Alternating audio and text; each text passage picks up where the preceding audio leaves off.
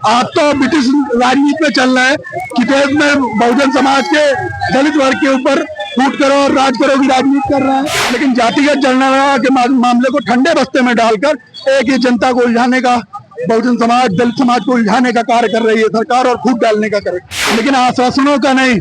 जब लिखित आदेश आया है तो उसको लिखित रूप में वापस होना चाहिए।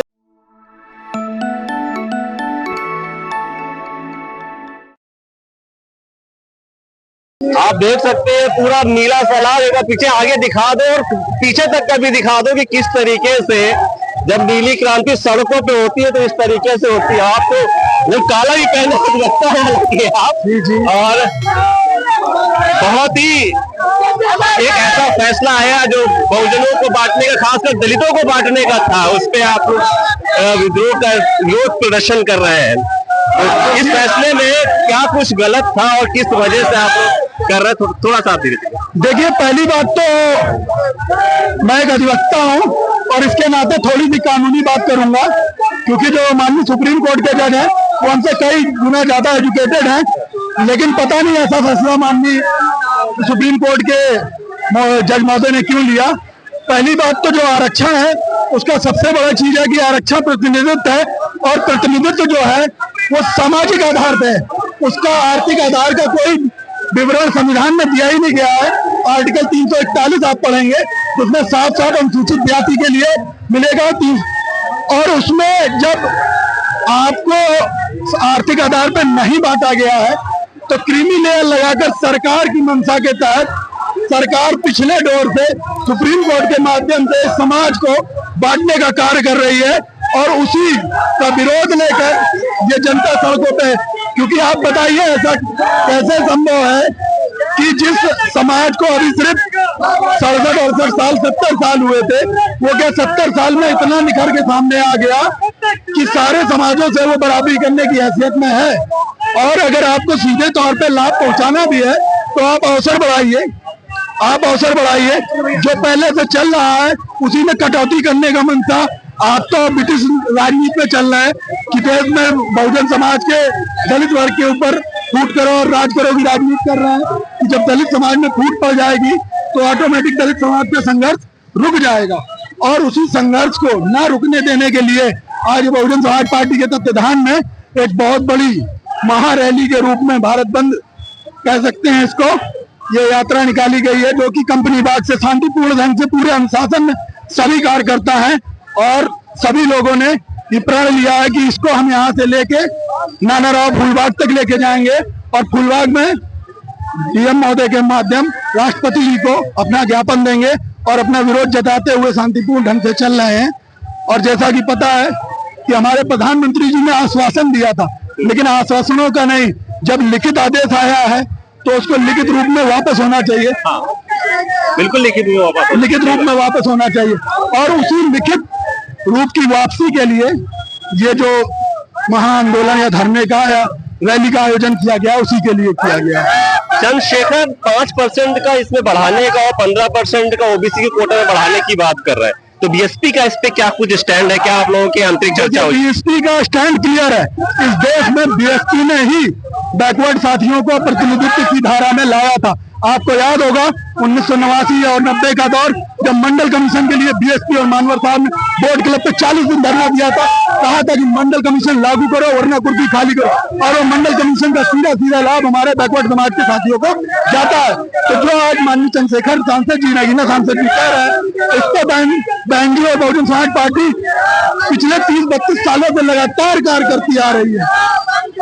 जात जनगणना की बात मायावती जी भी कर रहे हैं, तो कुछ लोग ये कह रहे हैं कि ये जो स्टेप है ये जात जनगणना के आगे का स्टेप है, मतलब शायद ये आगे होगा ही जाएगा। नहीं तो ये इस तरह के विरोध प्रदर्शन से जो आगे की प्रक्रिया है ही है, तो फिर क्यों ये लगता है? सीधा मतलब है कि जब आपसे सारे दल मिलकर, पूरी देश की जनता मिलकर जातीय जनगणना की मांग कर रही है, और बहुजन समाज पार्टी का तो शुरू से एक नारा रहा है 84 के दौर से कि जिसकी जितनी संख्या भारी उसकी उतनी हिस्सेदारी, तो हम तो तब से जाति जनगणना के पक्ष में हैं और कभी हम किस पक्ष में नहीं है।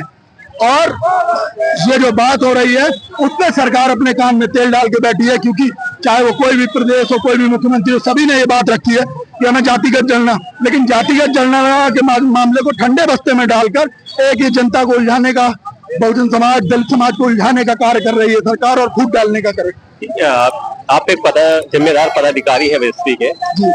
तो समाज के बीच में बहुत से संगठन है जिनको मैं देख रहा हूँ कि कुछ ऐसी जातियां जो मुख्य धारा में नहीं आ पाई है, उनके संगठनों ने भी आज बोला है कि अंतिम व्यक्ति को उठा के आगे लाने की प्रक्रिया का लोग बाबा साहब के नाम लेके विरोध कर रहे हैं। क्या आपको ये कुछ जातियों पे अन्याय आरोप लग रहा है कि इन्होंने ये सब खा लिया है और कुछ ये है कि अभी तक मुख्य धारा में नहीं आ पाई? तो स्पष्ट करना चाहता हूँ, तो 2007 की बहुजन समाज पार्टी की एक सरकार थी जिसने समाज का एक वर्ग है जिसे सबसे पिछड़ा और कमजोर माना जाता है, हमारा वाल्मीकि भाई, उसको 1,08,000 सरकारी कर्मचारियों की नौकरी देकर मुख्य धारा में लाने का काम अगर किसी ने किया तो बहुजन समाज पार्टी और बहन कुमारी मायावती ने किया। 1,08,000 सरकारी कर्मचारी वाल्मीकि समाज से सफाई कर्मचारी की बात कर रहा हूँ। और उसके माध्यम से सामाजिक भाईचारा, जो संविधान की मूल भावना है कि सामाजिक बराबरी हो, उसका भी ध्यान में रखते हुए बीएसपी ने कार्य किया। जी, आपने बोला कि सफाई कर्मचारी 1,08,000 भरेंगे, तो वाल्मीकि ही क्यों, बाकी और भी साथियों भर गए थे? जी नहीं, ये कहा गया है 1,08,000 सफाई कर्मचारियों की भर्ती निकली। अब वाल्मीकि भाइयों ने उसमें अप्लाई किया, ये बात है। समाज तो चाहता है कि वाल्मीकि भाई आगे से आगे बढ़े। हाँ, एक ही धंधे में क्यों है?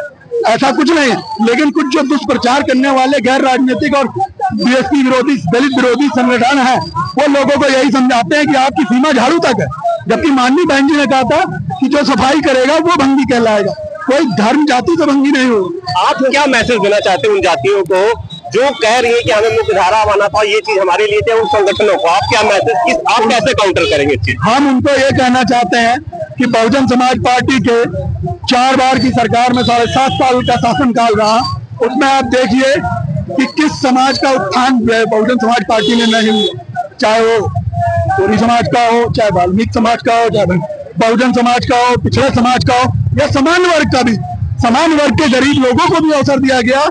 तो आप ये बताइए कि दलित समाज के गरीब लोगों को अवसर क्यों नहीं दिया जाएगा, और दिया गया है, प्रत्यक्ष प्रमाण है। ये जो फ्री एजुकेशन हुई SC/ST की, इसका लाभ किसको मिल रहा है? सबसे ज्यादा कमजोर वर्ग को मिल रहा है। किस सरकार ने किया? कांग्रेस ने पूरे केंद्र में 45 साल हुकूमत की, भारतीय जनता पार्टी ने लगभग 30 साल की हुकूमत चला ली। किसने दिया आपको फ्री एजुकेशन का? और साथ में पढ़ाई लिखाई के लिए बुकों का स्कॉलरशिप, फ्री हॉस्टल किसने दिया? अगर ये उत्थान का काम बहुजन समाज पार्टी नहीं कर रही है तो क्या कर रही है? मतलब लाइन तो सबकी एक ही खींची थी, कोई दौड़ गया आगे, तो उसको दोष देना सही नहीं है। नहीं, बिल्कुल आप समझिए कि सबको एक ही जगह से मौका मिल रहा है। अब जैसा परिश्रम हम करेंगे वैसा हमें फल मिलेगा।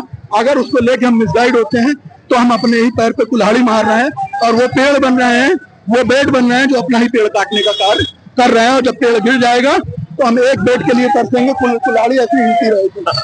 जी, अंतिम प्रश्न ये है, क्या इसी तरह का आंदोलन रिजर्वेशन इन प्रमोशन, प्राइवेट में रिजर्वेशन, खेलों के रिजर्वेशन और कॉलेजियम सिस्टम पे भी होगा? बिल्कुल हो रहा है, इसमें भी मांग की गई है कॉलेजियम की और प्राइवेट संस्थानों में। ये तो हमारी पहली संविधान की मांग है कि जब सरकारी संस्थाओं पे रिजर्वेशन पूरा हो, उसके बाद प्राइवेट संस्थानों में भी रिजर्वेशन की प्रक्रिया। बैकलॉग बैंडी की सरकार में हुआ, 23 लाख बैकलॉग भरा बांडी बैंडी में उत्तर प्रदेश के अंदर।